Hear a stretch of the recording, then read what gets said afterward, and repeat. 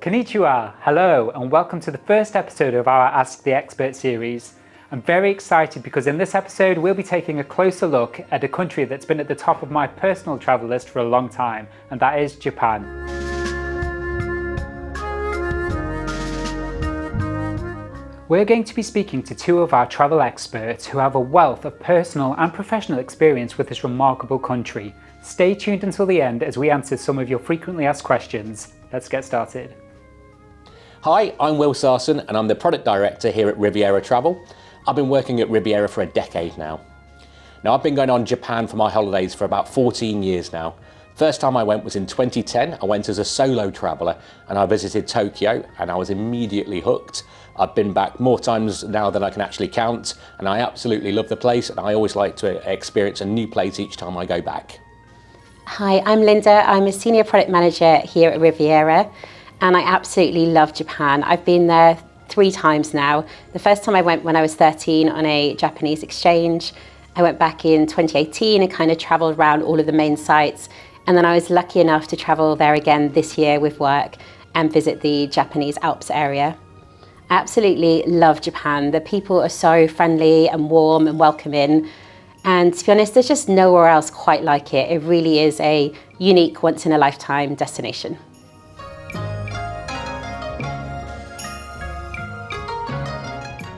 So Riviera have been offering holidays to Japan for 15 years now. We ran our first tour there in 2009. We now take away over 1,000 guests every single year to Japan. So we really are one of the big specialists in the industry. Japan's an absolutely fascinating place. It's full of contrasts and that's one of the things that I love most about it. It's got the ancient and the hyper modern. It's got incredible scenery. It's got beautiful cities. It's made up of a few different islands. The main one is called Honshu, which is where most of our tours are based. And each island has got its own characteristics and different personalities, which I think makes it really special. At Riviera, we offer 5 different tours to Japan. So we've got our 13-day Best of Japan tour, which is by far our most popular tour. And then new for 2026, we've got that same itinerary, but a signature version, which means that we have an average of 22 guests and some extra special signature experiences as well. Then for anyone who has a little bit more time, we've got our Grand Tour. It follows the Best of Japan itinerary again, but it has 3 extra days extension at the end where you'll visit the Japanese Alps and Kanazawa. Then for those who have maybe less time or money, we have our Express Tour, which is called Icons of Japan, and it's a 10-day tour doing all the best highlights. And then we also have a special version of that same itinerary exclusive for solo travellers as well. So all Riviera holidays to Japan have a certain few elements that are always included. So you're always going to get your Riviera Travel tour manager, you're going to get your flights to Japan, we use really good quality coaching throughout the holiday, and you're going to get access to great local guides as well who share their insight with you. In addition to that, all of our Japan holidays have 4 ingredients that are across all of the itineraries.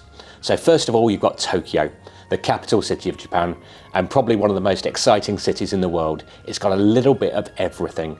It's hyper modern, it's got incredible history, it's got really fun and quirky things as well. There's so much to see and do there, so we always include that. Additionally, we always visit Kyoto, which is the ancient capital of Japan as well. There you can visit the amazing Golden Temple, Kinkakuji. We've got the Arashiyama bamboo forests and many, many other things as well.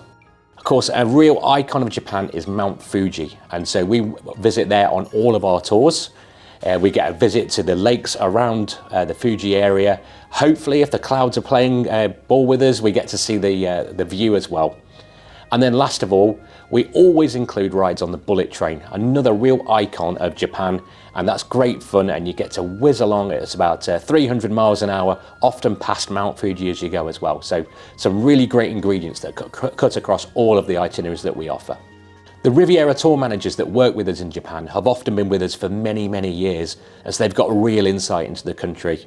They work really closely with our in-country partners as well, so they get that experience directly of their knowledge as well. So we can pass that on to our guests that we welcome on our Japan holidays. So on our 13-day Best of Japan tour, which is our most popular tour, We do all the elements that Will just spoke about, so Tokyo, Kyoto, the bullet train and Mount Fuji. One extra thing we do on this itinerary is we also spend 2 nights in Hiroshima. So Hiroshima is obviously an incredibly sad place, through the terrible atrocities that happened there during World War II. However, it's actually quite an uplifting place. I've travelled to lots of kind of sad places throughout my travels, but the feeling I would say in Hiroshima is kind of an overall feeling of hope for the future. And in fact, one of the areas we visit is called the Peace Park. So that kind of shows the kind of message that they're putting out about the future. So it's a really worthwhile experience. But also from Hiroshima, it's a really short ferry ride across to Miyajima Island, which is a beautiful island. It has this really enormous torii gate, which you see in the sea. It almost looks like it's floating on the water, which is wonderful. I think one of the kind of special things about this itinerary actually is that we actually spend 4 nights in Kyoto, which is more than perhaps some other tours. And I think it's really important because I absolutely love Kyoto. There's so much to see and do there. And we always include a free day as well because, we visit all the main highlights, like we said earlier, the bamboo forest. We have this wonderful tea ceremony, which is very traditional and authentic. But we also think it's really important to have that free day as well because there's so much to do. So you can really decide what you would like to see in that area. And we also do a day trip to Nara as well, which has several UNESCO World Heritage Sites. Then on our signature tour, as well as the same experiences as the Best of Japan, we also have 3 special signature experiences as well. And one of those is a night tour in Shinjuku in Tokyo. And it's just really great, I think, to kind of get to see the city at night. Lots of the images we see of Tokyo are kind of lit up and lots of colours and all the skyscrapers. So it's really interesting to wander around and find out about this really special district of the city. And if you keep your eyes peeled, you might see Godzilla as well, because he lives in that part of town. Then on our grand tour, honestly, I really recommend this tour if you've got the time, because we've got these 3 extra days in the Japanese Alps and Kanazawa. And I was lucky enough to visit this area earlier this year, and it's just absolutely beautiful. The scenery is stunning, lots of lovely lakes and snow-capped mountains. And honestly, I felt like I was in Canada or New Zealand because it's not the kind of scenery you might expect of Japan, but it's really beautiful. And the definite highlight for me of that extension is the Kurobi Alpine route. It's unlike anything I've ever done before. It's really interesting. You basically spend a day traveling up and down the Tateyama mountain range on a wide variety of transport. So you go on Japan's last remaining trolley bus, you go on a train, a cable car, a ropeway, so many different forms of transport. And that's part of the adventure, but also we stop off at all the best locations as well to take in this absolute breathtaking scenery. And it's not something that many UK travellers do, so that's really special as well. Then on our Icons of Japan tour, which is our shorter tour, we don't visit Hiroshima on that one, but we do go to Kamakura, which is a charming coastal city, and it's got beautiful gardens and this great giant Buddha as well. And then finally, the exact same itinerary for solos as the Icons of Japan. We do this one itinerary, a special itinerary just for solo travellers. And the great thing with this is you're travelling with like-minded people. We often find people make a lot of friends on these tours. And we also have some extras as well. Like we have a smaller group size, so maximum 25. And we also have a welcome dinner at the beginning as well to really help people to get to know each other and bond over that first meal as well.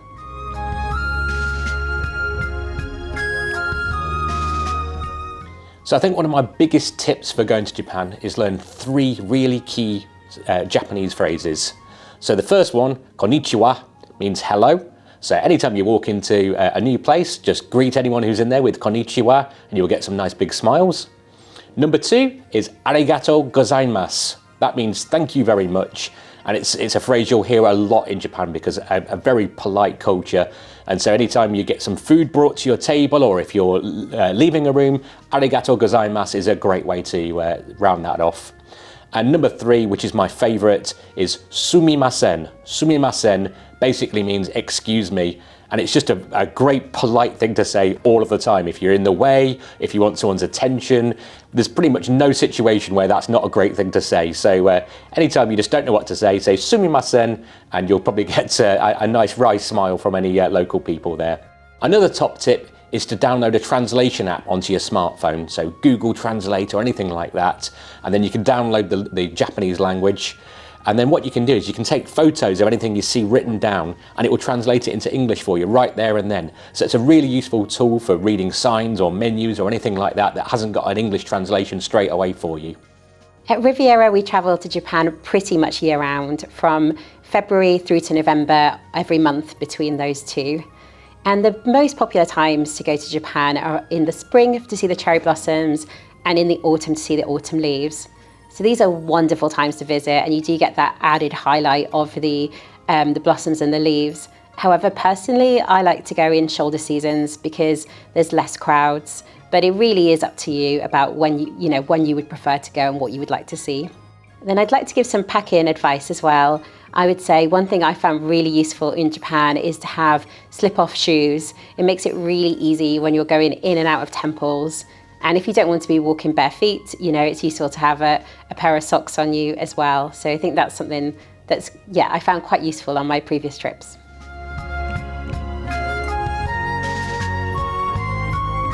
I remember the first time that I went to Tokyo. In fact, it was the first time I'd ever been to Asia, and I had no idea what to expect. And I remember in the days leading up to my visit, I was looking at the subway maps of Tokyo, and I was getting really quite anxious about the whole experience and how I was going to manage. And I was starting to wonder if I'd made the right decision. And then pretty much 5 minutes after I'd arrived, I just immediately felt at home. Everyone was just so friendly. All the public transport was really easy to navigate, even in English, Japanese, whatever. It was just so straightforward and easy to do that it was just an absolute pleasure. It was so easy, everything's so clean and just wonderful to be a part of. And so, my anxiety just immediately evaporated as soon as I actually landed into Tokyo. So that was a great way to start my first ever visit. Another really great memory I have is I was walking around an area called Roppongi Hills in Tokyo, just looking for something to do, just having a nice little potter around of an evening, and I came across an art gallery which is in a huge tower called the Mori Tower. And so I went in and had a look around the gallery, and then there was a viewing platform on the top that you could pay to go up to. So I thought that was a great opportunity to go and have a little look out at the skyline. So I was around about 40 stories up, and you literally walk out onto the helipad of the Mori Tower, and they've got these incredible panoramic views. There's no windows, it's all open air. And it was just the most amazing views, and the sun was setting, and it was a lovely warm evening, and we had views of Mount Fuji in the distance. And I just always remember that because it was just so memorable and just such a great feeling. And I thought, yeah, Tokyo's the place for me. The first time I visited Japan was when I was 13 on a school exchange, and I stayed with a local family. And I was quite surprised because when I first got there, they literally gave me a manual of how to use the toilet. So that's not something you normally get when you're staying at someone else's house. And even though that was 30 years ago, the toilets then were still very technological. And it's just so fascinating to me. Like, lots of them will have automatic seat opening. They'll play music. They'll warm the seat. There'll be a bidet. There's just, so many amazing things. And I think that just sums up kind of the technological advancement of Japan, but also the quirkiness as well. Another story I wanted to share is I went to school when I was at on that Japanese exchange. Obviously, I didn't understand any of the lessons, but it did give me a really good insight into the culture. And one of those examples was at lunchtime, the students would dish up all of the food, then you would have your lunch, and then after that, they would clean the entire school. It was absolutely crazy. They'd move all the tables and chairs from one side to another and clean it, move them all back, have races down the corridor cleaning school. And I think sometimes you've seen in the news, like maybe after a World Cup or something like that, you have the Japanese fans cleaning the stands. And that's really ingrained from a young age. And even after all of that at lunchtime, they'd still find time to play a quick game of basketball as well before going back to their lessons.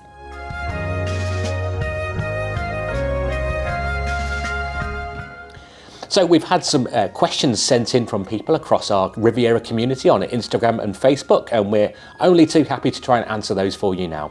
So the first question comes from Sarah, and she asks, are there any cultural customs or etiquette tips that you've got for when you're visiting Japan?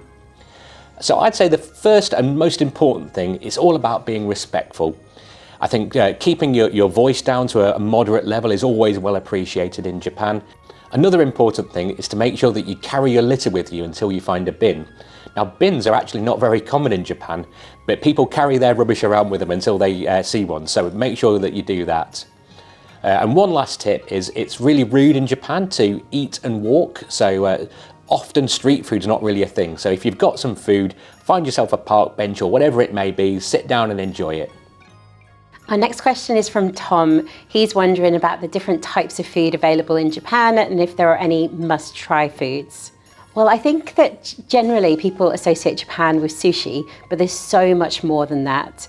So for me personally, my favourite is katsu curry, which is maybe not completely exciting, but I love it. And actually in Japan, it's a bit different to in the UK.